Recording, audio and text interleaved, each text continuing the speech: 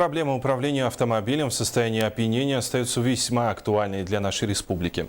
В текущем году только в Якутске и его пригородах составлено 1000 административных материалов с пометкой АО. Очередной случай произошел накануне днем на улице Шевченко. Там на законное требование об остановке не подчинился водитель автомашины «Судзуки». Инспекторы ГИБДД стали преследовать скрывающийся автомобиль, водитель которого поехал в сторону Сергеляского шоссе. На 8-м километре шоссе водитель малолитражки столкнулся с Toyota Innova, но даже это не остановило лихача. Позже разгулявшегося автомобилиста все же удалось задержать. При проведении освидетельствования результат прибора алкотестера составил 0,61 мг на литр. В отношении водителя Сузуки за управление автомобилем в состоянии опьянения сотрудники госавтоинспекции составили административный материал по части 1 статьи 12.8 КоАП РФ.